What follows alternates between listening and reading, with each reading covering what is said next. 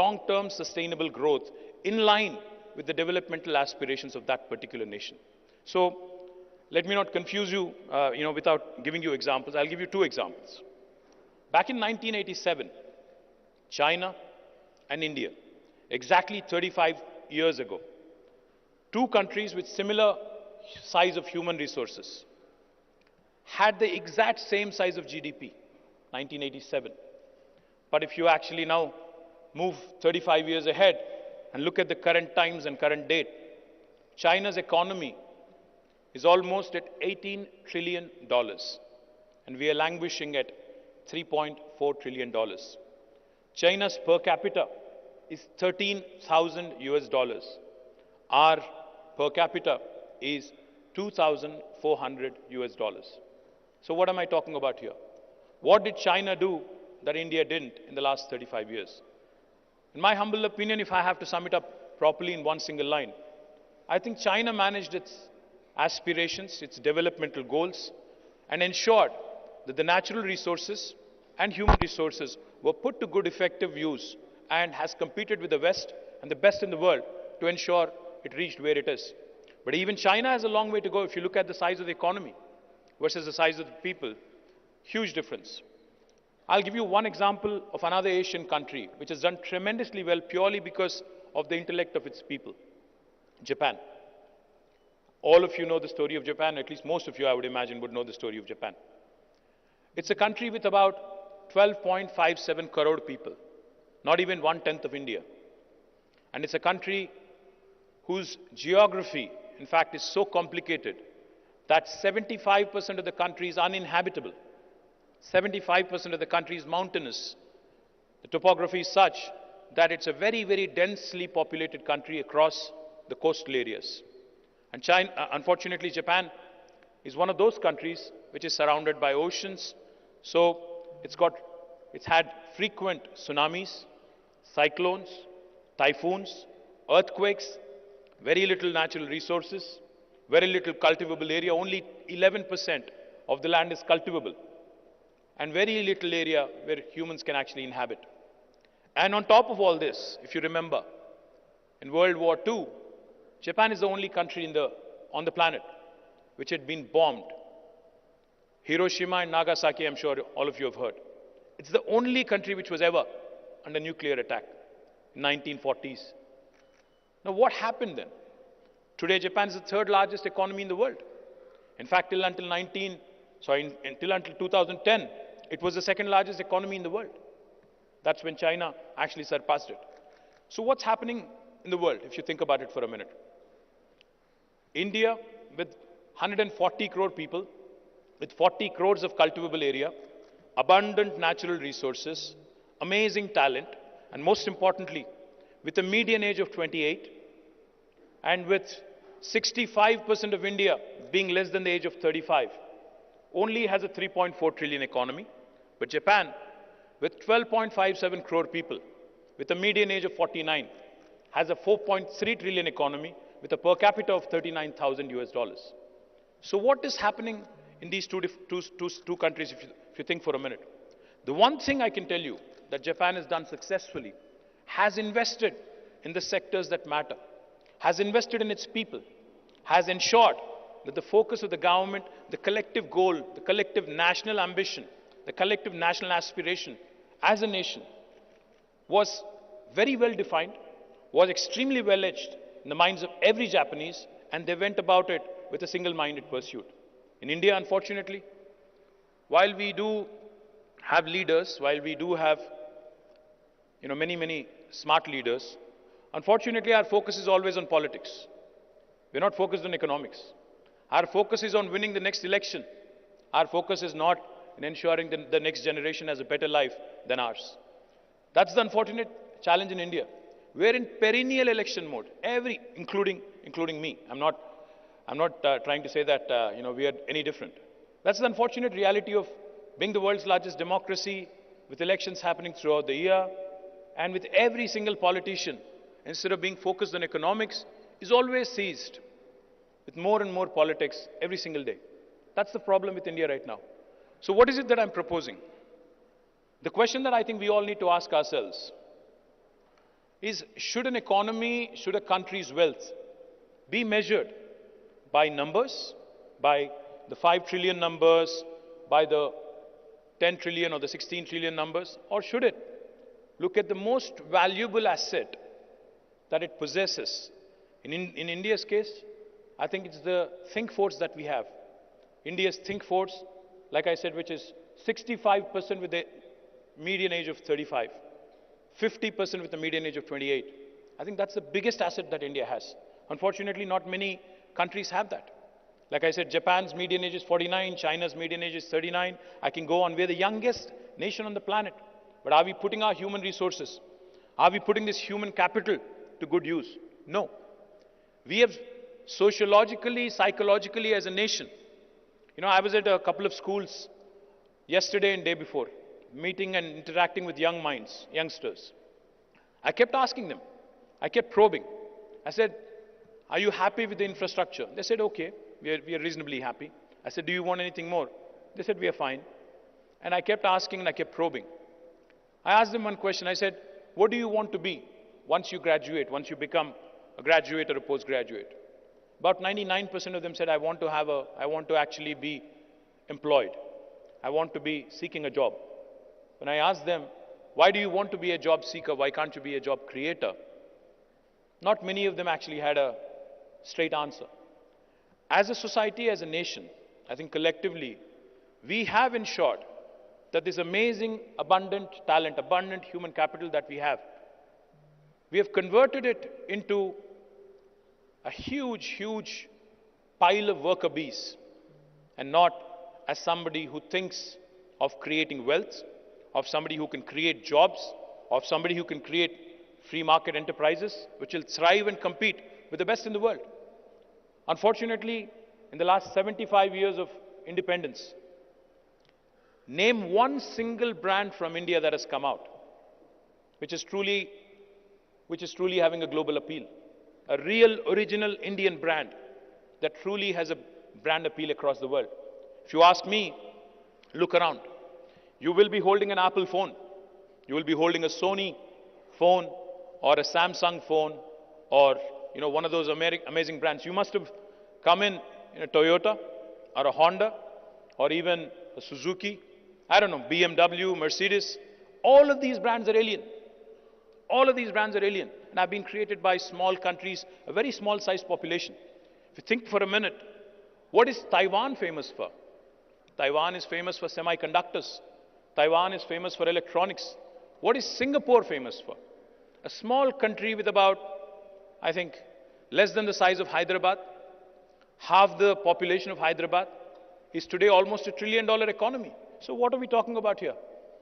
Singapore can be $1 trillion economy, and a country like India is still dreaming and still talking about $5 trillion. It will happen. 5 trillion will happen. No matter if there is a government in Delhi or Hyderabad, it will happen. Even if there is no government, even if there is no prime minister, even if there is no chief minister, the 5 trillion dream will happen. It doesn't take a government to make that happen. Because it is the industry, it is the private sector, it is the people of this great nation that actually will make it happen.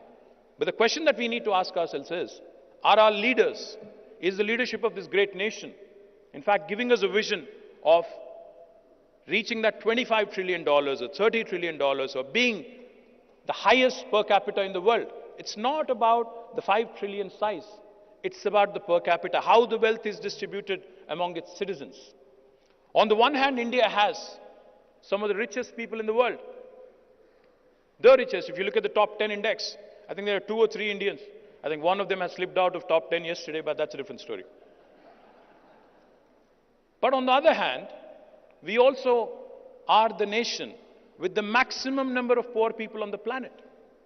So unless the wealth is distributed equitably, unless, I'm not preaching socialism, I'm not preaching communism. All I'm saying is, when the Honorable Prime Minister himself says, a freebie culture, revdi culture, theek nahi hai. Let me remind all of you in this room, we are still a third world country with the maximum number of poor people on the planet. While 5 trillion, 10 trillion goals are laudable, ambitious, noteworthy, praiseworthy, the fact remains, unless a government in India, every government in India, takes care of its most vulnerable, There will come a day when civil strife will ensue, and all those who are sitting here in the comforts of this wonderful auditorium will not be able to have such meetings if there is civil strife. So it is the bounden responsibility, it is the fundamental responsibility of every single government in this great nation to ensure that while the economy grows, the wealth also gets distributed. While the economy grows, the most vulnerable is also taken care of, and ensure that development and welfare go hand in hand. Now in Telangana, we have done exactly that. In the last 8 years, just to give you numbers, our per capita in 2014 in Telangana was 1,24,000 rupees.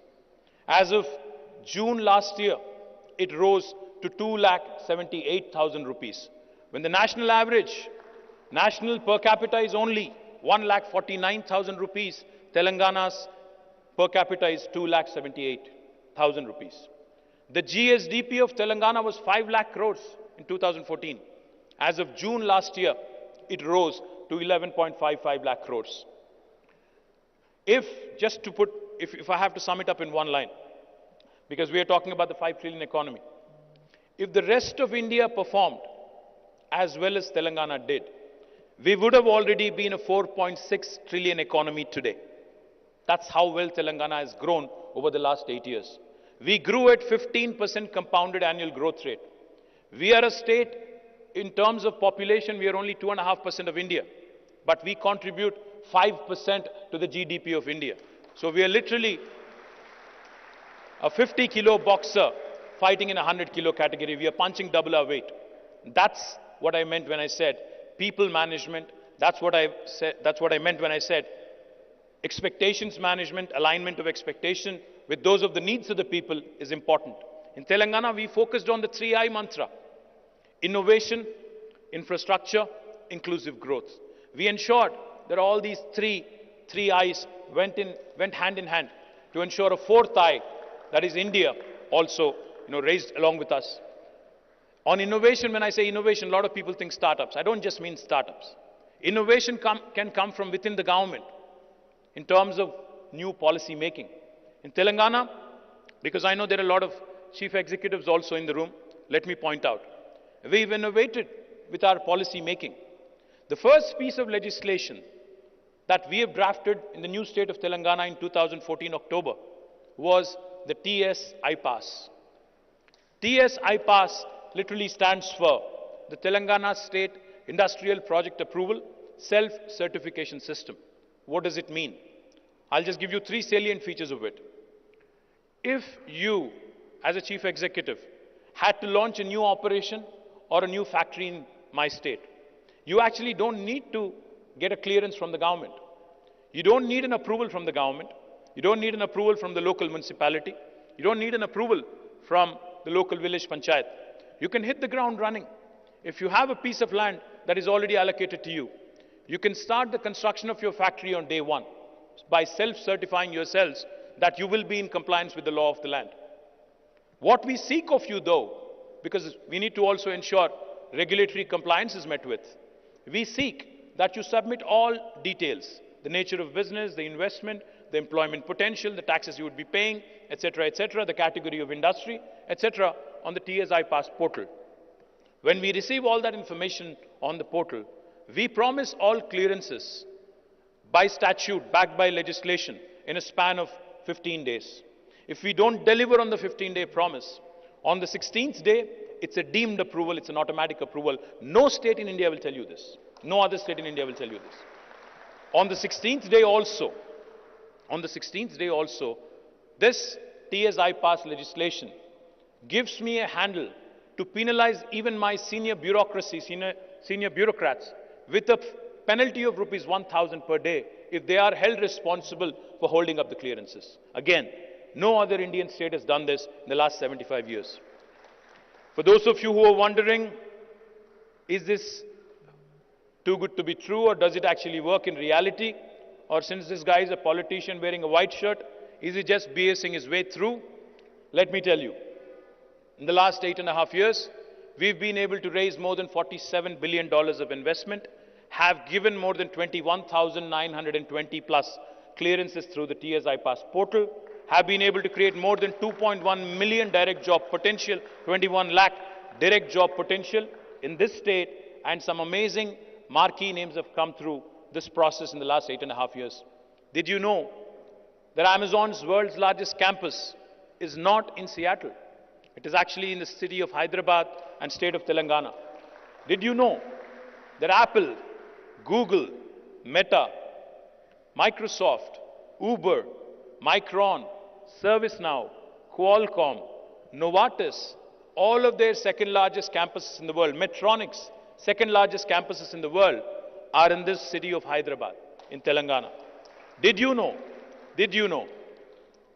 that we produce 1/3 of world vaccines from this brilliant city of ours, Hyderabad? We are the vaccine capital of the world, not India. We produce 40% of pharmaceuticals for India. We also produce 1/3 of vaccines for the world. So this growth story that I was just talking about, of how well Telangana has done, not just in industry. While industry has been growing, Telangana's environmental goals also have not been compromised on. 7.7% is the growth of green cover in Telangana in the last 7 years, highest in the country. So this is the kind of well-rounded development I was talking about. Industry not at the cost of environment. IT has been growing. Our IT exports were 57,000 crores in 2014. As of last year, they rose to 1,83,000 crore. IT has been growing, but so has agriculture. Our agriculture has grown at 119%. Our paddy production in 2014 was 68 lakh metric tons. In 2022, it rose to 3.5 crore metric tons. We are the only state in India to have completed an amazing drinking water project of providing a portable drinking water connection to each and every one of our 1 crore homes, even before the government of India woke up, under a project called as Mission Bhagirat. In 75 years, we were the first state in India who had accomplished that. While drinking water has been taken care of, let me also indulge you for a minute. Those of you who are trigger happy, I request you to pull out your phones for a minute. Please do. Please Google. Please Google. World's largest lift irrigation project. And please tell me the answer, one of you, after you Google. World's largest lift irrigation project. Kaleshwaram project in Telangana. We literally lift a river from 80 meters above sea level all the way to 618 meters above sea level. We talk about three gorges, we talk about Chinese execution, etc., etc. But the fact is, the wonderful engineering human capital that we have in the state of Telangana were able to accomplish, the youngest state of India was able to accomplish an engineering feat of commissioning the world's largest lift irrigation project in a flat 4 years of time span. Now that's a record in itself, and that's why I call my state the most successful startup state of India, not because we had capital, not because we had resources, but because we had amazing human capital, and but because our Honorable Chief Minister recognizes the grassroots problems, has ensured that these amazing human resources were deployed in a logical fashion, in a methodical fashion to achieve these goals. So once again, when I have to talk about Hyderabad and how it can catalyze 5 trillion economy, I'll only say one thing. If only the rest of India can work like Telangana, if only the rest of India can be led by a leader like KCR, then I think 5 trillion is a joke. We'll actually reach a 15 trillion economy in the soonest possible time. Thank you very much for this opportunity. Jai Telangana. Sir, you can just stay for a few minutes. Thank you, sir. Really very, very inspiring. And Nathan actually started the whole talk with the best city in the country to live is Hyderabad.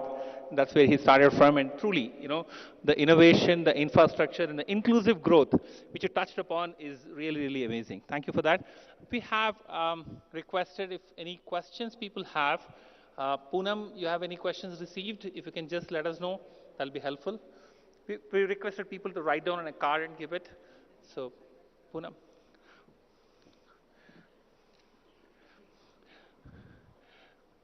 In the meantime, there are no questions also, sir. No, please. No, there are people who have written the questions, sir.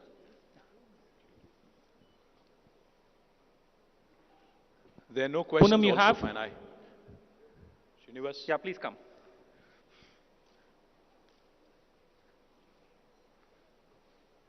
Somebody get her a mic, no?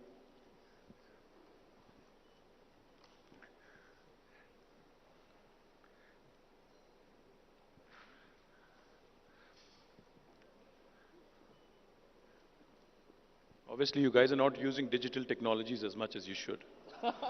Papers being passed. I guess we have to get there soon.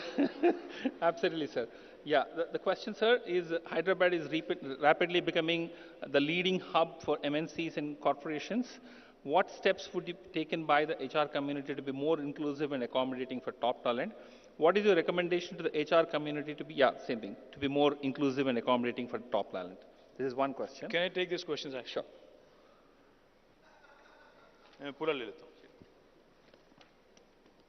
Okay, I don't have the names of the people who've asked these questions, but I'm going to try and. So, the question about environmental social governance, ESG. What are your views on the ESG policies and the efforts made by state to attending to them?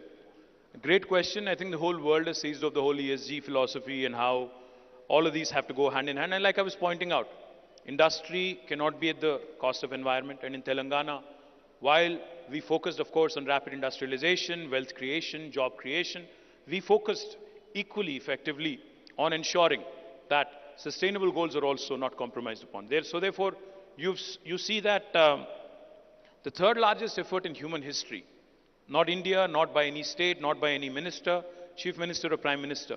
The third largest effort in human history in terms of greening was done by Telangana. We planted more than 240 crore saplings over the period of last 7 years, and we ensured almost 80% survival. And the green cover of the state has risen from 24% to almost 31.7%. And our ambition is to be at 33, at least one third of the state being under that. Also, in terms of sustainable goals, we are, of course, I don't know, for those of you who are from outside of Hyderabad, let me tell you, Formula E is coming to India, and Hyderabad is hosting it on 11th of February. So we are actually doing an EV summit around it. We believe in sustainable mobility. We believe in all the goals of sustainability and circular economy as well. So we are absolutely in sync with the whole ESG philosophy, and we'll continue to work on it. The other question that was asked is, what are the skilling initiatives of government of Telangana for the next 5 years? Great question. I see BVR Mohan Reddy Garu here. Mr. Mohan Reddy never stops to remind me. He always reminds me wherever we meet.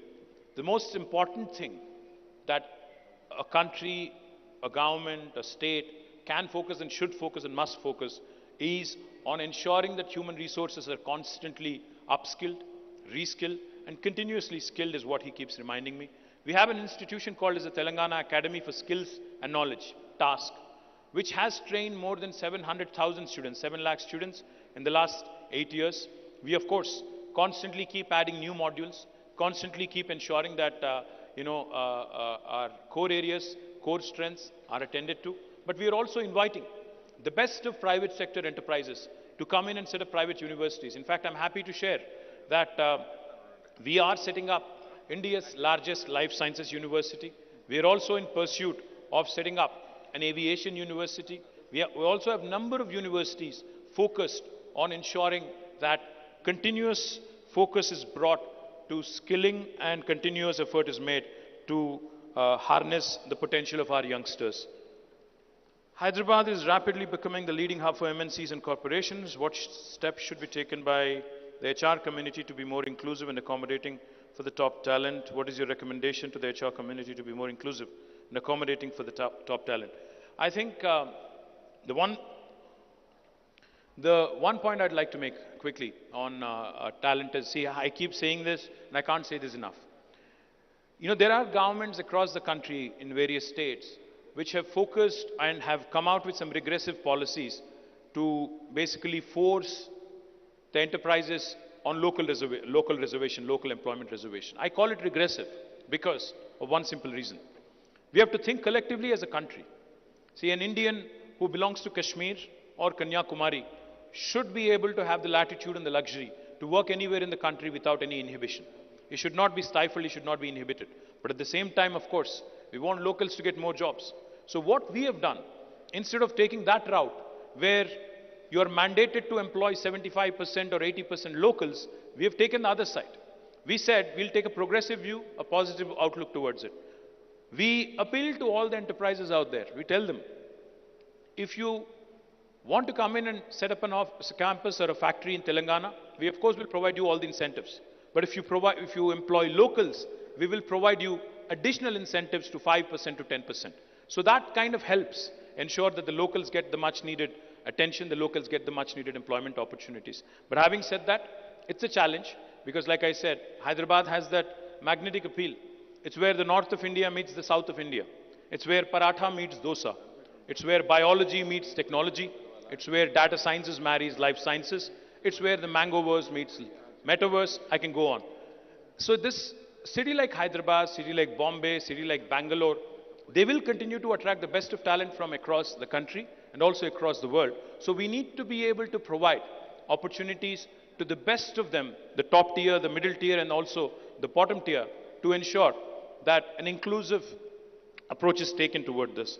And talking about inclusivity, what is the support available for PWD employment? Of course, our government actually has a very specific policy, not just for employment, but also for entrepreneurship.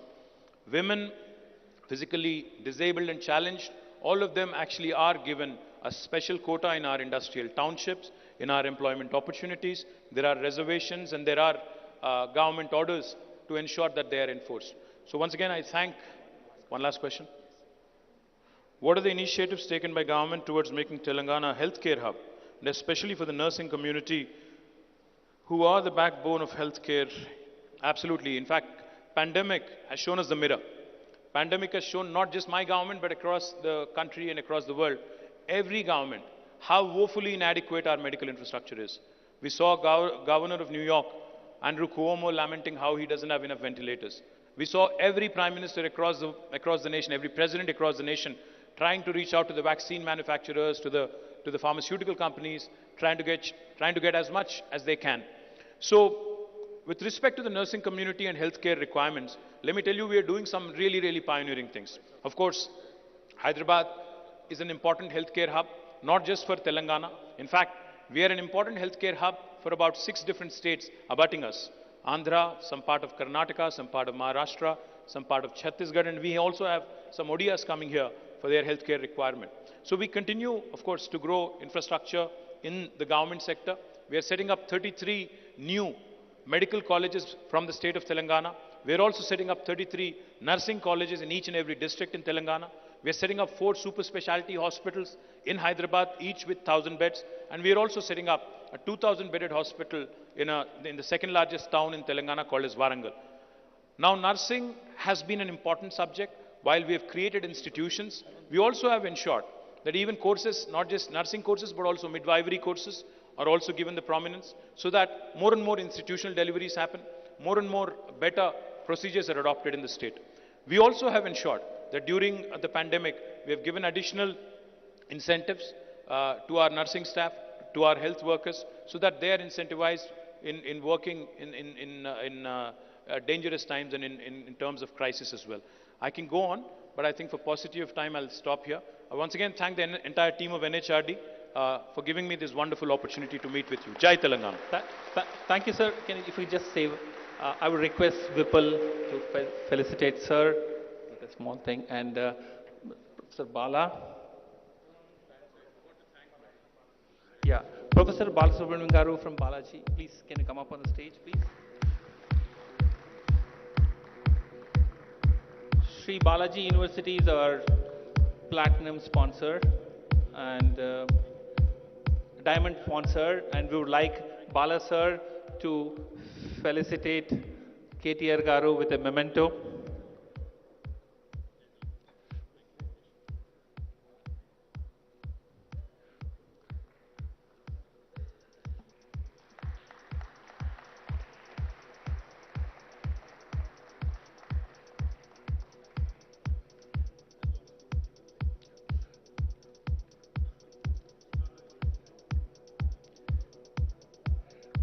Thank you, sir, for taking time out from your busy schedule. Really appreciate.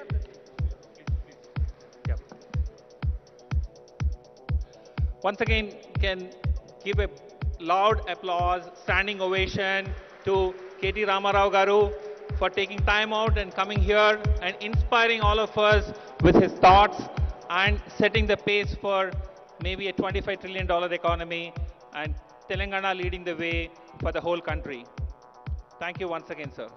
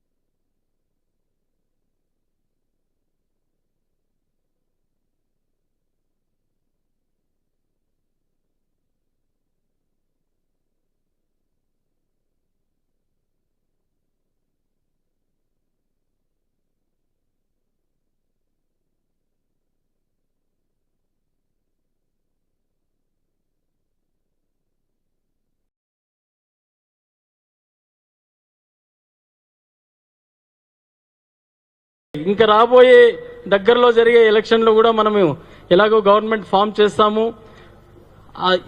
Form అయిన తర్వాత కూడా మా వైశ్యులు అంటే మీకు బాగా తెలుసు, అంతా వ్యాపారం చేసుకునే వాళ్ళము. మాకు కావలసినటువంటి భరోసా, మా వైశ్యులు అంటేనే కొంత భయభ్రాంతులకు గురి అవుతా ఉంటారు. వాళ్ళకి ఆ భయభ్రాంతులకు గురి కాకుండా మీరు మంచి భరోసా ఇచ్చి పార్టీ రూలింగ్ వచ్చిన తర్వాత కూడా మంచి సేవా కార్యక్రమాలకి మమ్మల్ని ప్రోత్సాహం చేసి మాకు అండదండగా పార్టీ తరఫున నిలబడాలని అన్నగారిని కోరుకుంటూ ఈ అవకాశం ఇచ్చినటువంటి ఈ ఆర్యవైశ్యులందరికీ నా హృదయపూర్వక నమస్కారాలు తెలియజేస్తున్నాను. Thank you sir.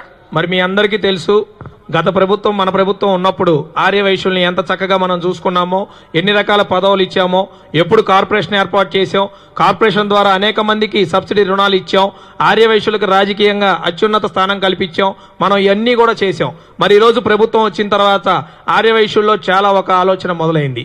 ఎందుకనంటే కన్యకా పరమేశ్వరమ్మ వారి దేవస్థానానికి కూడా రోడ్డు వెడల్పు పేరుతో ఇబ్బందులు పెడుతున్నారు. వైశ్యాస్ని అనగదొక్కే ప్రయత్నం, వ్యాపారస్తుల దగ్గర నుంచి జే ట్యాక్స్ వసూలు చేయటం, అనేక రకాలుగా మన ఇబ్బంది పెట్టడం, ఇవన్నీ తరచూ మనం చూస్తూనే ఉన్నాం. నిన్నగాక మొన్న కూడా ఒక వ్యాపారస్తుడు కాలేజీకి లోన్లో పెడితే అక్కడ స్థానిక ఎమ్మెల్యే తక్కువ రేటుకి బ్యాంకు వాళ్ళతో మాట్లాడి కొట్టేస్తే అతను ఆత్మహత్య చేసుకునే పరిస్థితి ఏర్పడ్డది. మీ అందరికీ కూడా గ్రూపుల్లో వచ్చినాయి. మరి నిన్న గుంటూరులో ఒక మిర్చి వ్యాపారస్తుడిని కిడ్నాప్ చేస్తే స్థానిక ఎమ్మెల్యే ఒక సెటిల్మెంట్ లో మనోళ్ళందరూ వెంటబడి, వాసవి క్లబ్ వాళ్ళందరూ కూడా వెంటబడి మరి కలెక్టర్ ఆఫీస్కి వెళ్తే ఇమీడియట్ గా ట్రేస్ చేసి అతన్ని మార్కాపురం దగ్గర ట్రేస్ చేసి ఆపి బయటికి తీసుకురావడం జరిగింది. ఈ విధంగా ఆర్యవైశ్యులు అంటే ఒక చులకన భావన. తెలుగుదేశం పార్టీ ప్రభుత్వంలో చాలా గౌరవంగా ఉన్నాం, వ్యాపారాలు గౌరవంగా ఉన్నాం, నవ్వుతూ ఉన్నాం. మరి అన్ని మనం ఎదుర్కొన్నాం. దీని అన్నిటికి కూడా రాబోయే ఎలక్షన్లో మనం సరైన సమయంలో బుద్ధి చెప్దామని తెలియజేసుకుంటూ, మరి ఇప్పటిదాకా మనం ఎదురు చూస్తున్న మన ప్రీతమ నేత, యువనేత మన నారా లోకేష్ అన్నగారిని మాట్లాడవలసిందిగా కోరుతున్నాను.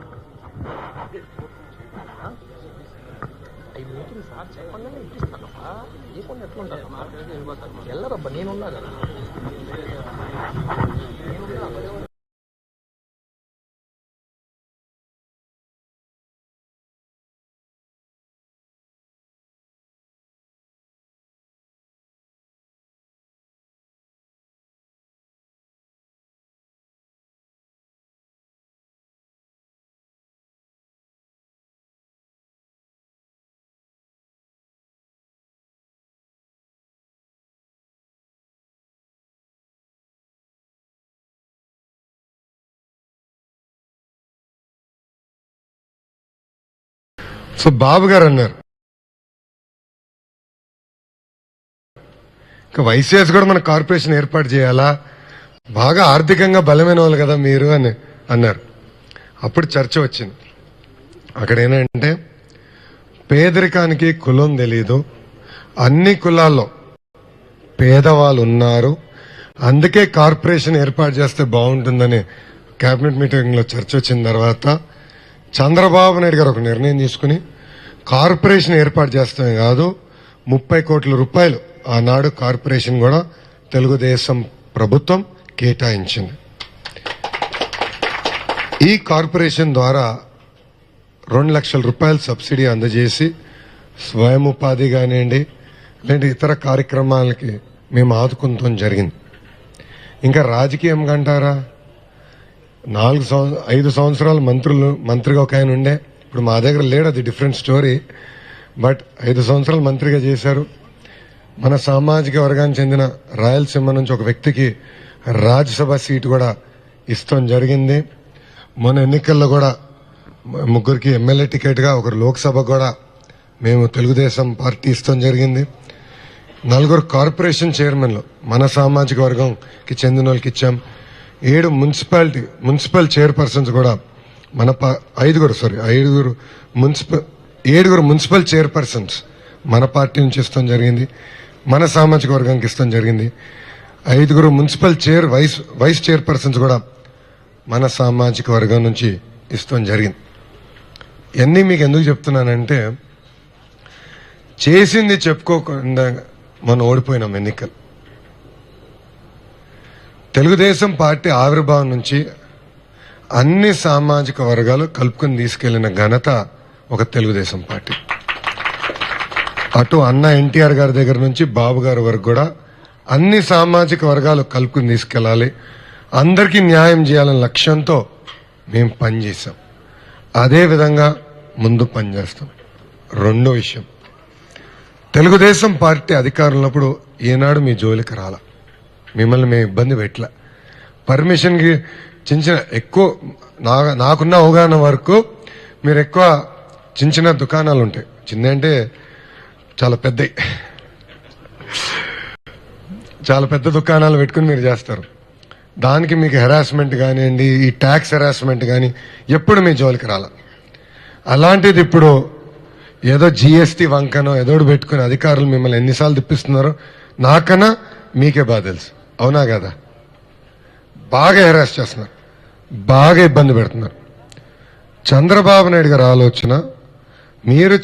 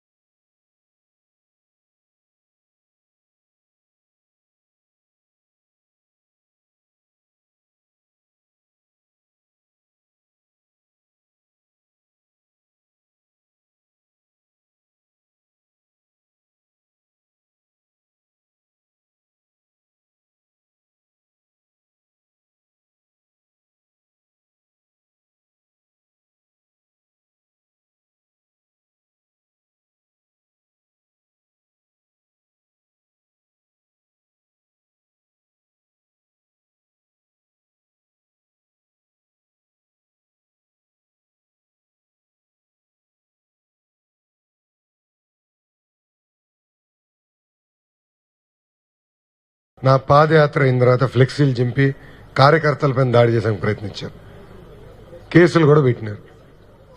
అంటే ఇంక అన్నిటికీ ఎస్సీ ఎస్టీ అట్రాసిటీ, దళితుల పైన కూడా ఎస్సీ ఎస్టీ కేసులు పెట్టినారు. స్వామి విచిత్రం ఏంటంటే భారతదేశంలో ఏ రాష్ట్రంలో కూడా దళితుల పైన ఎస్సీ ఎస్టీ కేసులు పెట్టరు, ఒట్టి ఆంధ్ర రాష్ట్రంగా చెల్లుతుంది. మా మంగళగిరి నియోజకవర్గంలో కృష్ణేపాలెం అనే గ్రామంలో అక్కడున్న మాదిగ రైతులపైన ఎస్సీ ఎస్టీ కేసులు పెట్టేశాడండి.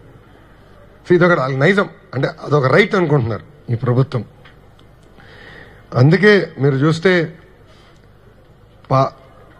రాష్ట్రం ఏర్పడి దాదాపు 70 సంవత్సరాలైంది. పొట్టి శ్రీరాములు గారి త్యాగం వల్ల రాష్ట్రం ఏర్పడింది. కానీ ఏనాడు ఏ పార్టీ అధికారంలో ఉన్నా ఒక వైశ్యుడికి కంపల్సరీ మంత్రి పదవి అనేది ఉండేది. అలాంటిది మొదటిసారి మంత్రి పదవి లేకుండా చేశారు. మీరు దయచేసి గుర్తుపెట్టుకోవాలి.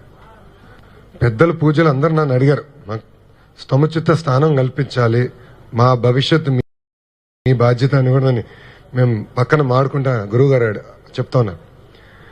ఇది కూడా మీరు ఆలోచించాలి, ఇది కూడా మీరు మాట్లాడాలి. ఉన్న ఒక మంత్రి పదవి కూడా బీకేశారు.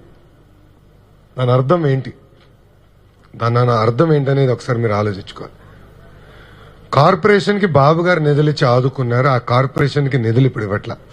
చైర్పర్సన్ ఉన్నారు, మంచి పెద్ద ఎర్ర బోర్డు ఉంది, అంటించుకుంటారు కార్కి, సైరన్ ఉంటారు. డైరెక్టర్లు ఇంకా ఇలా సైరన్ ఉంటుంది చైర్మన్ గారికి. ఆడ కుయ్యి వెళ్తాడు అమరావతి. అందరం కూడా బాగా చైర్మన్ రా అనుకుంటాం. ఆడ బొమ్మ లేదు, ఆడికి వెళ్తే ఏం లేదు, డబ్బులు లేవు, ఏమో లోన్ రాదు. అవునా కదా? ఒక లోన్ వచ్చిందా ఈ 3 సంవత్సరాలు 8 నెలలుగా? ఒక ఇన్నోవా కారు వచ్చిందా? ఒకరినైనా ఆర్థికంగా ఆదుకున్నారా కార్పొరేషన్ పేరుతో? లేదు. ఏనా వాళ్ళకు కూడా ఏం లేదన్నా. ఆయన చుట్టుపక్కల 4 బాగుపడ్డారు తప్ప ఇంకెవరు బాగుపడాలి అక్కడ ఆ పార్టీలు. వాళ్ళు గొడవలే. నెల్లూరులో చూస్తున్నాం కదా గొడవలు. నెల్లూరు అరే సొంత ఎమ్మెల్యేలు ఫోన్ ట్యాప్ చేసుకునే పరిస్థితికి వచ్చారు స్వామి. ఇంకేం చెప్తాలే ఇంకరా. మన గురించి కాదు, ముందు వాళ్ళే ఇబ్బంది పడుతుండే. ఇట్లుంది ఆంధ్ర రాష్ట్ర పరిస్థితి. అందుకే వయసులందరినీ ఒకసారి ఆలోచించమంటున్నాం. మీకు అండగా నిలబడింది తెలుగుదేశం పార్టీ, అన్ని రకాలుగా ఆదుకుంది తెలుగుదేశం పార్టీ, ఎమ్మెల్యేలుగా ఎంపీగా అవకాశాలు ఇచ్చిన తెలుగుదేశం పార్టీ. చాలా మంది గెలిచినారు. మా శ్రీరామ్ తాతయ్య ఏమి, అటు మన సిద్ధరాఘరావు గారు ఏమి, మన టీజీ భరత్ అయితే చాలా నేరం ఓట్లతో ఓడిపోయినాడు భరత్. ఇట్లా చాలా మందికి అవకాశం ఇచ్చాం. ఆ వెంకటేష్ గారికి రాజ్యసభ ఇచ్చినాం, రాజ్యసభ కూడా ఇచ్చినాం సార్ మొన్న. ఇట్లా మద్దాలగిరి మర్చిపోయినా, మద్దాలగిరి అంటే విచిత్రమైన గెలిచిన వాళ్ళు పోతున్నట్టున్నారు. మద్దాలగిరి కూడా ఇచ్చినాం. మీరు చూడండి ఎక్కడ ఇబ్బంది పెట్టాల. అన్ని రకాలుగా మీకు రాజకీయంగా ప్రోత్సహించాం. మన సామాజిక వర్గంలో ఉన్న పేదవాళ్ళని ఆర్థికంగా ఆదుకున్నాం, మీకు సముచిత స్థానం కల్పించాం, గౌరవంగా చూసుకున్నాం. ఆ గౌరవం ఈరోజు మీకు తక్కట్లేదు. అవునా కాదా? వైకాపాలో మిమ్మల్ని ఎవరన్నా పట్టించుకుంటున్నారా? మీ సమస్యల గురించి మాట్లాడితే ఎవరన్నా స్పందిస్తున్నారా? లేదు. దయచేసి ఇది ఒకసారి మీరు గుర్తుపెట్టుకోవాలని ఈ సభాముఖంగా నేను మిమ్మల్ని కోరుకుంటూ, నాడు నేడు ఎప్పుడు నేను మీకు అండగా ఉంటా. నా నంబర్ కుర్రోడు ఉత్సాహవంతుడు. కేసులు ఇంకా పడినట్లేదు నీ పైన. 8 చాలా తక్కువనే. 8 అంటే నువ్వు సగంగా వచ్చావు స్వామి.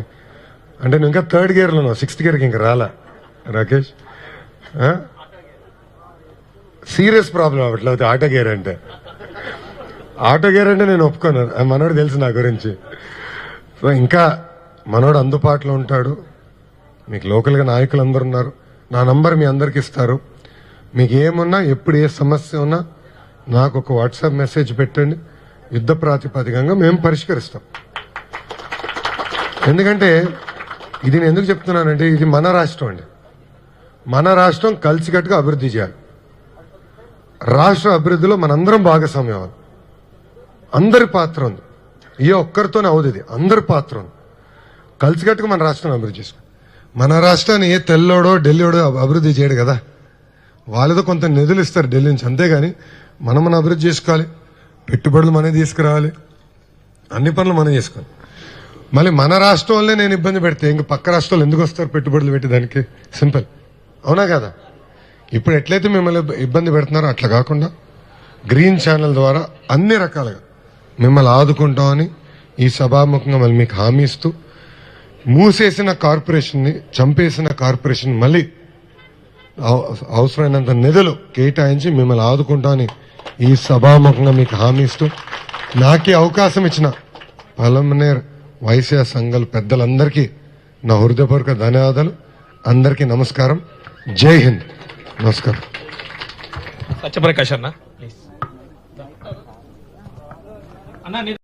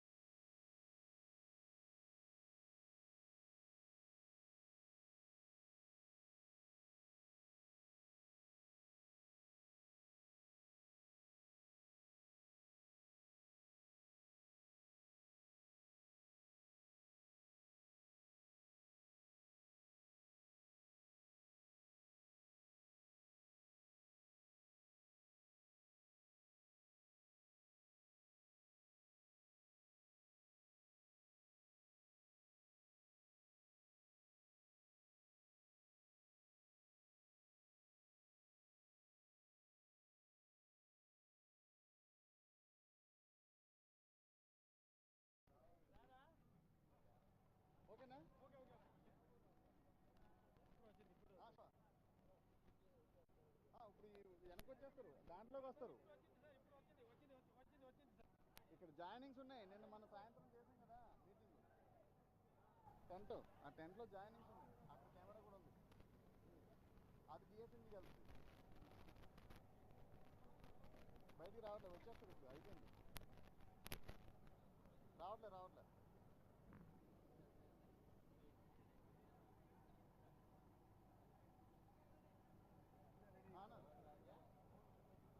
హలో,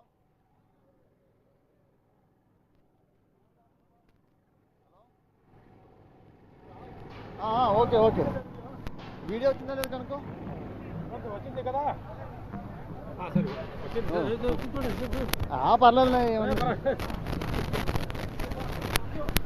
వచ్చింది సార్. అక్కడ ఓకే, చెప్పా.